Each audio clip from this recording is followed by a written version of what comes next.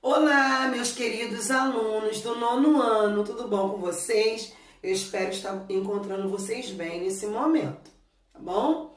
Hoje nós vamos dar continuidade ao capítulo 5, que nós iniciamos na semana passada. Nós vamos fazer da página 90 a 94, a aula 2 de hoje. E junto nós temos um exercício na matriz, nós temos exercícios no livro e eu também vou colocar para vocês um vídeo documentário sobre a trajetória de vida de Hitler, que na semana passada eu falei que nós entraríamos em mais detalhes. Na semana passada nós já estávamos nesse capítulo que fala sobre a ascensão do nazifascismo. E nós falamos sobre alguns movimentos totalitários. Falamos do movimento totalitário na Itália e na Alemanha. Foram os dois principais que nós tratamos na semana passada. E aí ficou alguns detalhes para hoje. Eu disse a vocês que eu ia conversar um pouquinho sobre Hitler e nós também iríamos falar sobre Salazar. Salazarismo, que foi o salazarismo, ele aconteceu em Portugal, tá? Totalmente, é um movimento totalitário, é chamado de totalitário. Alguns estudiosos não concordam com essa afirmativa, de que ele seja um movimento totalitário. E eu vou já explicar para vocês por que não concordam que seja um movimento totalitário, tá bom? Mas nós vamos estar vendo os fundamentos aqui do salazarismo, que aconteceu em Portugal. Página 90. Vamos lá? Abrindo na página 90. Aí diz assim, ó. O regime ditatorial em Portugal iniciou-se com um golpe de Estado, igual a todos. Sob a liderança do general Gomes da Costa, o novo governo aproximou-se da igreja, impondo nacionalismo católico e um intenso sentimento anticomunista. No entanto, até 1930, houve forte instabilidade política no interior do regime. Gradualmente, os militares foram afastados do poder e uma elite civil, com ideais inspirados do fascismo italiano, passou a ganhar força. Nesse cenário, destacou-se Antônio de Oliveira Salazar, que foi nomeado ministro das Finanças em 1928. Bom, qual a diferença para os outros regimes? Em 1932, Salazar tornou-se presidente do Conselho de Ministros, com amplos poderes. E em 1933, ele outorgou uma constituição para o país, dando início a um regime autoritário denominado Estado Novo, que duraria até 1974. Eu estou em 1933 e vai durar até 1974, tá? Bom, 1974. A nova Carta Constitucional afirmava Portugal como um Estado unitário, corporativo, forte e interventor, e ratificava o ato colonial, mostrando a importância das colônias portuguesas para o desenvolvimento econômico lusitano. Ainda naquele ano, Salazar instituiu o Secretariado de Propaganda Nacional, chefiado por Antônio Ferro. O SPN foi responsável pelo intenso controle e pela censura dos meios de comunicação, assim como pela criação de um projeto cultural que enaltecia o Estado Novo, o ultranacionalismo e os valores católicos nas escolas, o ensino religioso, tornou-se obrigatório. Além disso, foram criadas milícias nacionalistas juvenis com o objetivo de combater os comunistas. Salazar vai ser autoritário, mas ele não vai governar sozinho. Por isso a diferença do totalitarismo. Mas como estava num governo autoritário, ele entra no meio de todos esses que nós já estudamos nesse contexto do novo, né? Que nós estamos vivendo. O que eu quero destacar para vocês é que ele é um governo longo, todos os governos autoritários.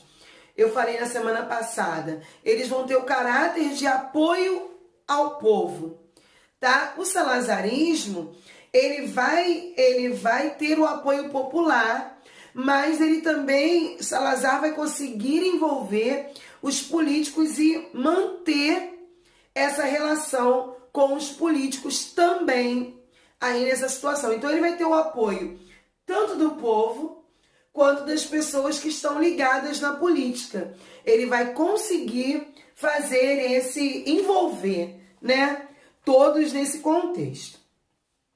Aí na página 91, eu tenho falando na Espanha, Guerra Civil. Em julho de 36, na Espanha, um grupo de militares nacionalistas, liderados pelo general Francisco Franco, iniciou um golpe de Estado para derrubar o governo da Frente Popular, que reunia comunistas, socialistas e republicanos. O levante franquista foi derrotado pela reação popular e o país, dividido entre nacionalistas e republicanos, entrou em uma violenta guerra civil. Gente, eu quero ressaltar aqui na Espanha nós estamos falando sobre Franklin, que é o franquinismo. Eu quero ressaltar aqui com vocês, que eu já falei mais uma vez, geralmente os governos totalitários vão ter o apoio popular. E quando eles tentam fazer algo contra a população mais alta ou que interfira no povo e fica um grupo popular contra o outro, institui-se uma guerra civil, tá? A nossa preocupação sempre é na questão da guerra civil, que são grupos populares com pensamentos diferentes que se enfrentam. Nos governos totalitários, isso geralmente acontece. Porque as pessoas que são a favor do governo totalitário são pessoas muito afloradas e que vão lutar pelo seu líder. E são capazes, sim, de iniciar uma guerra civil. Tá? Quem lidera esses governos totalitários. Na página 92, eu tenho a implantação da ditadura franquista. Em abril de 37, a Força Aérea Alemã, com o objetivo de testar novas tecnologias e estratégias de guerra, bombardeou a pequena aldeia basca de Guernica, no norte da Espanha. O vilarejo foi destruído, mais de 1000 pessoas morreram e centenas ficaram desabrigadas. O auxílio nazifascista foi decisivo para a vitória das forças nacionalistas do general Franco em 1939, que instituiu uma ditadura na Espanha e permaneceu no poder até morrer em 1975.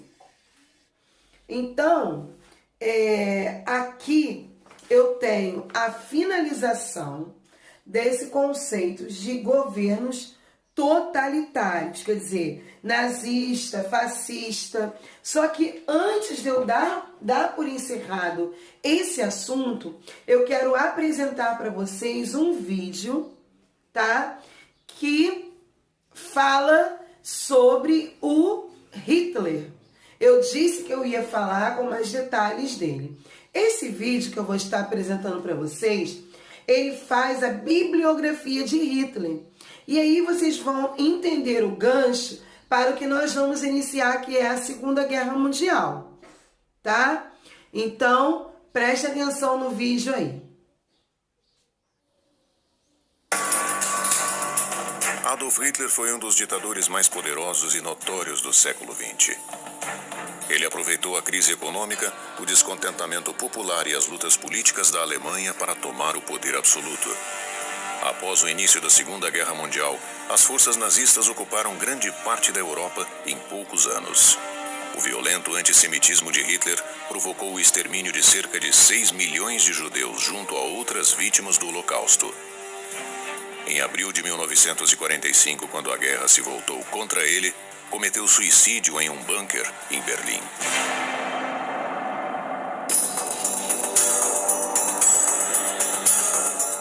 Adolf Hitler nasceu em 20 de abril de 1889 em Braunau am Inn, um pequeno povoado austríaco próximo à fronteira austro-alemã. Após ser rejeitado pela Academia de Belas Artes de Viena em 1913, se mudou para Munique, no estado alemão da Baviera. Depois de lutar na Primeira Guerra Mundial, foi condecorado com a Cruz de Ferro que usou até o fim de seus dias. De volta a Munique, no fim de 1918, Hitler se uniu ao Partido dos Trabalhadores Alemão, abandonou o exército e encarou sua própria campanha política. Em 1921, burlando as exigências do Tratado de Versalhes, passou a liderar o Partido Nacional Socialista dos Trabalhadores Alemães, conhecido como Partido Nazista.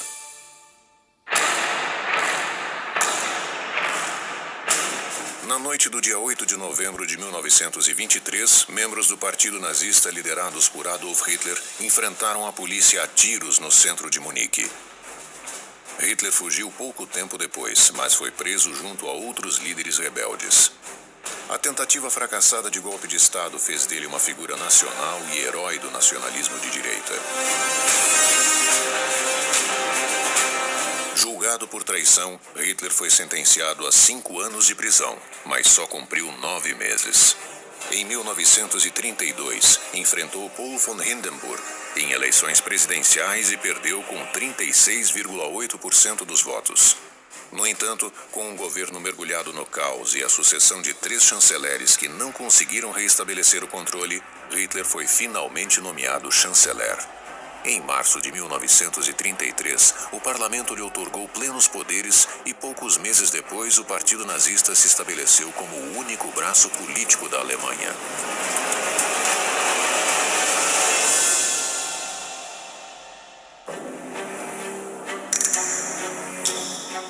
No início de 1934, Hitler retirou a Alemanha da Liga das Nações e encarou um plano de conquista territorial.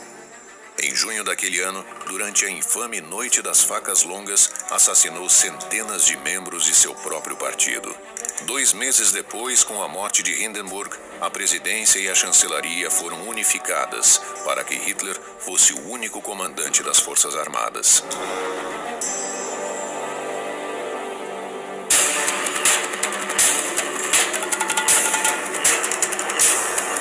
Em março de 1936, contra o conselho de seus generais, Hitler ordenou às tropas alemãs que voltassem a ocupar a margem esquerda desmilitarizada do rio Reno.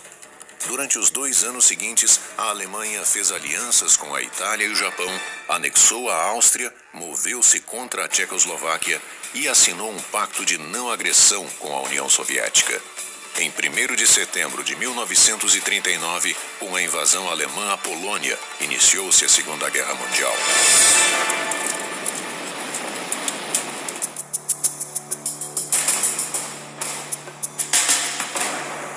Em 1942, com as derrotas em El Alamein e Stalingrado, a guerra se voltou contra a Alemanha. Hitler começou a ficar cada vez mais doente, isolado e dependente de medicamentos. Em janeiro de 1945, escondeu-se em um bunker embaixo da chancelaria de Berlim.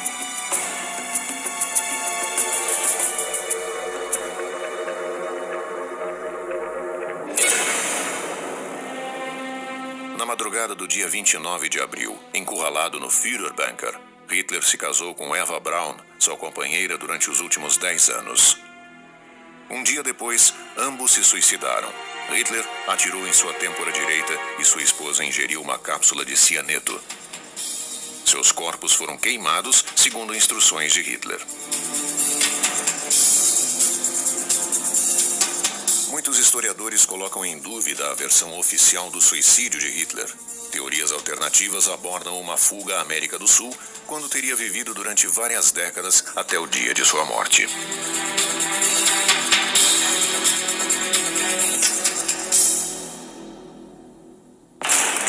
Continuando, nós vamos fazer o exercício de hoje. Primeiro, o exercício que está na folhinha, tá? E depois nós faremos o do livro, ok? E eu dei uma introdução aqui, ó. Os regimes totalitários estão baseados num Estado centralizador, antidemocrático e autoritário. Esses governos surgiram após a Primeira Guerra Mundial em diversos países da Europa, a partir da crise do capitalismo e do liberalismo. Então, governos ditatoriais, onde eu tenho um regime totalitário, um Estado centralizador, tudo em suas mãos. Número 1. Após a Primeira Guerra, vários países europeus enfrentaram uma séria crise econômica e política. Nesse quadro de instabilidades, observamos o fortalecimento das ideologias totalitárias, como o nazismo e o fascismo. Mediante tal contexto, responda letra A. Aponte 4 pontos fundamentais que caracterizam os regimes totalitários. 4 coisas que são características do regime totalitários. Pelo que nós conversamos, vocês já conseguem tirar aí 4 pontos, que são características dos regimes totalitários. O regime totalitário nós falamos várias vezes. Pensa aí. Letra B.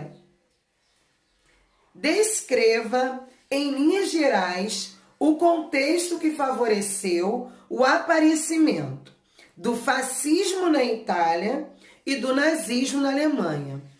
O contexto que favoreceu o aparecimento. O que aconteceu para que se iniciasse o fascismo na Itália e o nazismo na Alemanha? O que houve? É isso que você tem que responder. Tá bom? 2. Leia os trechos a seguir e responda a questão. As questões, né? Vamos lá. Após a Primeira Guerra Mundial, a República de Weimar teve controle muito limitado sobre as forças militares e policiais necessárias à manutenção da paz interna. No final, a República caiu em consequência dessa limitação, fragilidade explorada por organizações da classe média, as quais achavam que o regime parlamentar republicano as discriminava e, assim, procuravam destruí-lo. Esse é o primeiro texto. Segundo texto, a exigência da anulação da paz imposta pelo Tratado de Versalhes foi, ao lado do antissemitismo, o ponto mais importante na propaganda nazista durante a República de Weimar. Aí vem na letra A. O que foi a República de Weimar? Que foi? Relacione-a com a ascensão do nazismo. Você vai fazer a relação da República de Weimar com a ascensão do nazismo. Letra B. O que foi o Tratado de Versalhes e qual o significado da expressão paz imposta? O Tratado de Versalhes você ainda vai ver lá no início, no finalzinho da Primeira Guerra Mundial. Número 3. Cheguei tarde à cultura militante. Pertenço a uma geração que saiu do fascismo, que não deixava nenhuma escolha entre a apologia e o silêncio. A partir do depoimento acima apresentado, explique como nos regimes totalitários se estabelecem as relações entre o Estado e a organização da sociedade civil e o Estado e os meios de comunicação de massa. Cheguei tarde à cultura militante. Militantes são as pessoas que vão às ruas, que, correm atrás do que está sendo falado, querem impor, querem fazer carreatas. Esses são os militantes. Pertenço a uma geração que saiu do fascismo, que não deixava nenhuma escolha entre a apologia e o silêncio. Quer dizer, era uma geração que ia, resolvia. Aí, a partir daí, faça a letra A e a letra B. Então, vamos corrigir os exercícios que estão na matriz.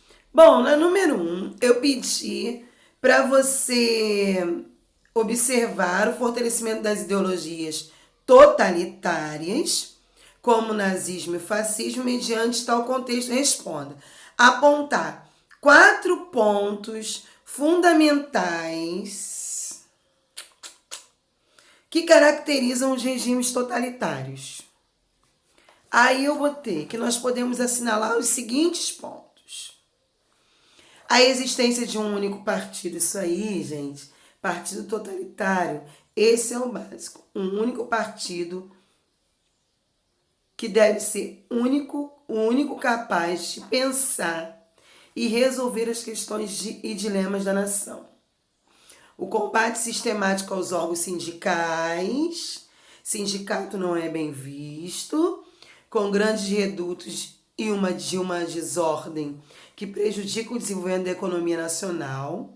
O fortalecimento das instituições militares como pressuposto básico para o combate aos inimigos do Estado e a proteção dos interesses nacionais em relação aos países estrangeiros e a realização de uma massiva propaganda política capaz de incutir valores e símbolos que reconhecem o regime totalitário como algo benéfico e necessário. Gente, tudo isso aí é características de quem características dos regimes totalitários. Letra B. Descreva o contexto que favoreceu o aparecimento do fascismo na Itália. Na Itália, nós vemos que esse mesmo desgaste foi enfrentado, já que o país não teve compensações territoriais proporcionais aos gastos investidos na Primeira Guerra Mundial. Nesse mesmo contexto, setores políticos de esquerda inflavam o cenário político com a realização de protestos pelas ruas e pela deflagração de greves. Tá? Então, financeiramente arrasada pela guerra, e setores políticos resolvem fazer protestos pelas ruas e aparecem greves, e todo esse contexto leva a dizer que o regime totalitário é melhor. No caso alemão, nós vemos o desenvolvimento de uma grave crise econômica relacionada às duras punições oferecidas pelo Tratado de Versalhes. Ao mesmo tempo, podemos indicar que a ineficácia da República de Weimar também alimentou um forte sentimento de frustração com relação às tendências políticas. Número 2. Nós lemos dois trechos a seguir. Eu perguntei O que foi a República de Weimar? Foi um sistema representativo fundamentado no parlamentarismo, organizado na Alemanha após a sua derrota na Primeira Guerra Mundial. Isso aí foi a República de Weimar. Relacione-a com a ascensão do nazismo. Mesmo cercado por diferentes setores, o novo governo não apresentou condições para superar a grave crise econômica que se desenvolvia no país. Com isso, observamos o crescimento do nazismo como uma opção política radical que viria a atrair rapidamente os anseios das classes médias e da burguesia industrial do país. Letra B. Na letra B, eu te perguntei o que foi o Tratado de Versalhes. Aí o Tratado de Versalhes eu disse que vocês teriam que ver lá no fim da Primeira Guerra. Então foi um tratado assinado pela Alemanha com o fim da Primeira Guerra. Esse documento simbolizou a chamada paz imposta, que forçou os países derrotados a pagarem pesadas multas indenizatórias, perder boa parte de suas forças militares e reduzir os seus territórios. A Alemanha termina a Primeira Guerra com esse Tratado de Versalhes, a Alemanha fica praticamente arrasada. E é isso que vai gerar lá o totalitarismo. Por estar arrasada, vamos falar, poxa, um regime totalitário é melhor. Entendeu? E aí é o que eles fazem. Número 3. Cheguei tarde à cultura miliante. Eu já li para vocês. Aí eu perguntei. O Estado e a partir do depoimento acima, explique como nos regimes totalitários se estabelecem as relações entre o Estado e a organização da sociedade civil. Sob tal aspecto, podemos ver que o totalitarismo implanta a anulação das liberdades democráticas para que, dessa forma, nenhum tipo de oposição tenha voz na esfera pública. O cidadão passa a ser controlado não apenas pelo aspecto universal e genérico das leis, mas também é controlado em suas liberdades individuais, através do policiamento e a delação daqueles que incorporam os ditames dos estados totalitários. Você vê que com o estado totalitário você não pode falar nada. Letra B. O Estado e os meios de comunicação de massa, gente. No totalitarismo não existe meio de comunicação de massa. O lugar dos meios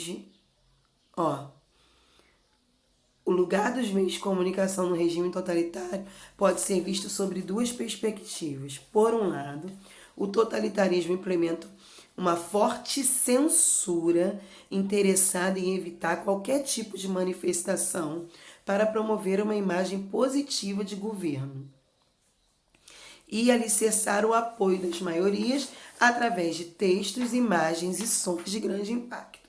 Gente, geralmente um governo totalitário, ele não vai apoiar os meios de comunicação.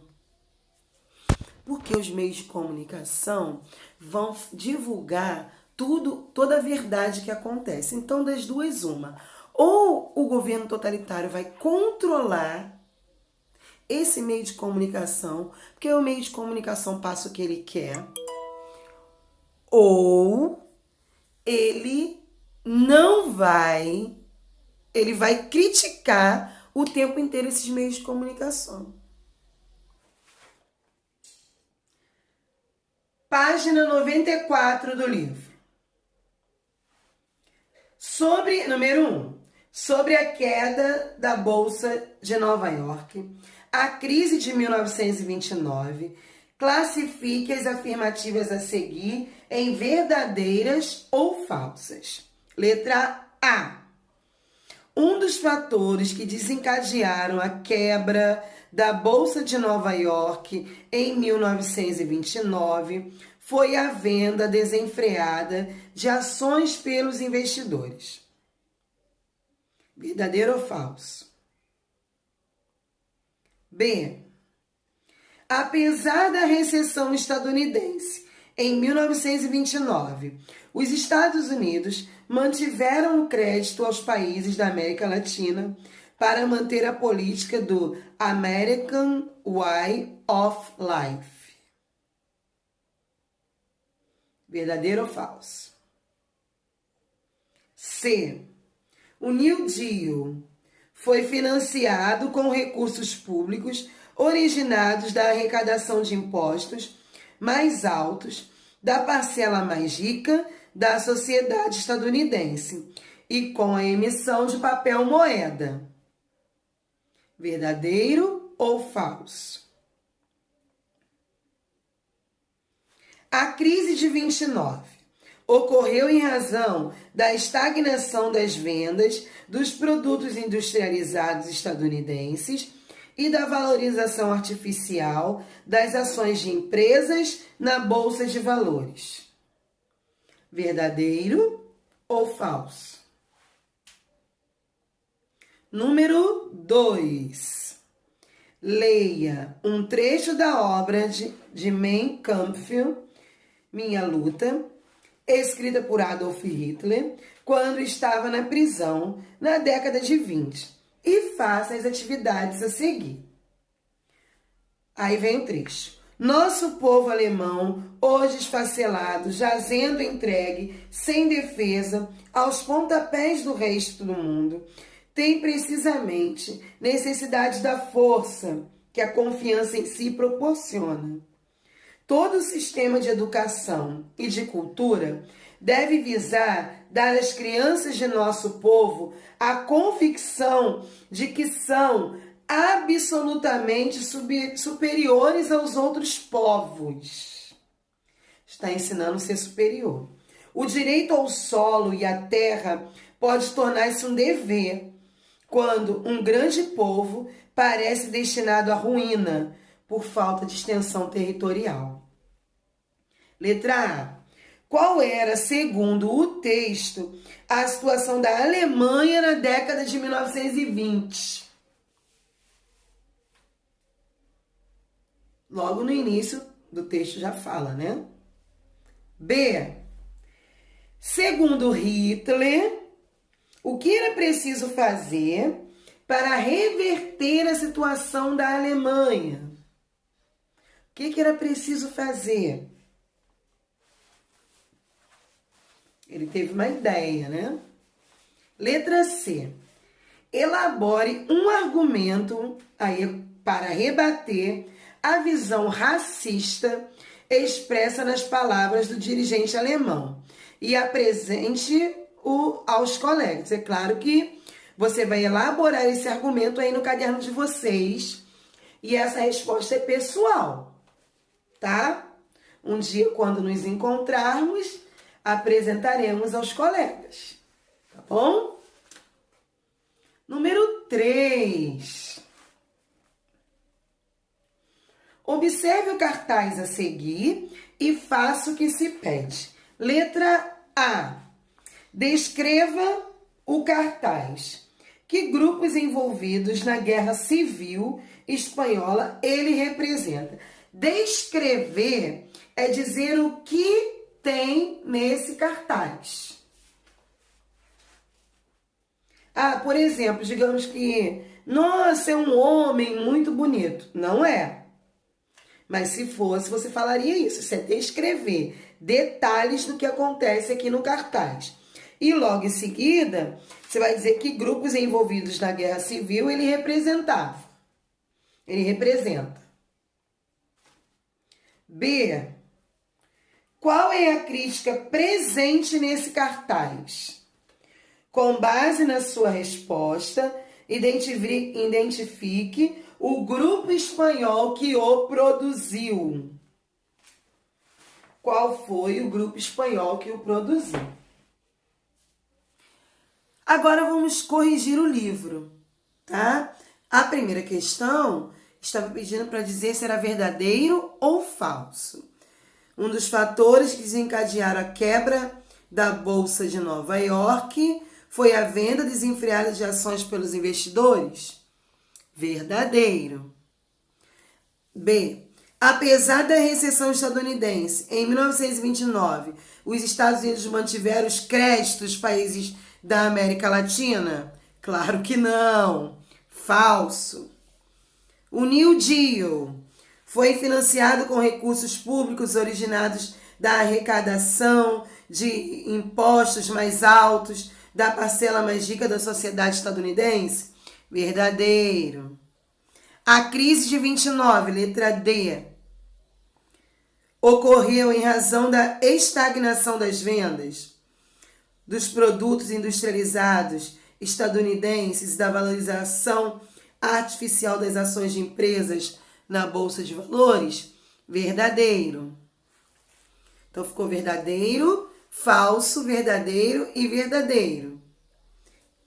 Número 2. Eu perguntei: qual era, segundo o texto, a situação da Alemanha na década de 20? Então aqui, ó, o povo alemão estava esfacelado, jazendo entregue, sem defesa, aos pontapés do resto do mundo. Mais uma vez, a Alemanha termina a Primeira Guerra acabada financeiramente. Aí vem a letra B. Segundo Hitler, o que era preciso fazer para reverter a situação da Alemanha? Simples. Instaurar um sistema de educação e cultura que convencesse a população alemã de sua suposta superioridade sobre os demais povos. Gente, sabe, Hitler, olha aqui, educação e cultura. De início, Hitler vai ensinar para os jovens, adolescentes, na escola, a importância de amar a sua nação e lutar por ela. E é isso que vai acontecer, porque aquele povo todo vai para a Segunda Guerra Mundial, que nós vamos ver depois. Ele convence, porque ele ensina. Ensina. Por isso que eu falo que a maior arma que nós temos é a educação. O aprendizado ninguém pode tirar de vocês. Ninguém. E ó, com o estudo, ninguém enrola vocês também. Guardem isso. E a letra C. Eu pedi para elaborar um argumento para rebater a visão racista expressa nas palavras do dirigente alemão. Então, quando ele fala do povo aqui, e quando ele fala também do direito para tornar um dever, tudo isso aí. É para vocês criarem um argumento. Aí é pessoal, tá bom? Número 3, eu tenho um cartaz. Aí eu pedi para descrever. Representa uma grande caveira que usa uma mitra de bicho. Mitra é esse negócio que o bispo usa na cabeça, tá? Só que na mitra de bicho tem o símbolo da suástica. Ela esmaga os crânios com uma foice ensanguentada, que tem atreladas na ponta 2 bombas. Né? Isso é para vocês escreverem mais. Letra B. Qual é a crítica presente nesse cartaz? Ao representar a igreja, os nazistas e os fascistas com símbolos que lembram a morte e a destruição, o autor do cartaz fez uma crítica à violência disseminada pelos nacionalistas e pelos grupos que os apoiavam, que também acontecia. Bom, lindezas do meu coração, por hoje é só, tá? Só esses exercícios. Como nós conversamos, façam bonitinho no caderno, né? Lá no segundo bimestre, deixem o caderno organizado, tá bom? Um beijo, fiquem com Deus e até a próxima aula.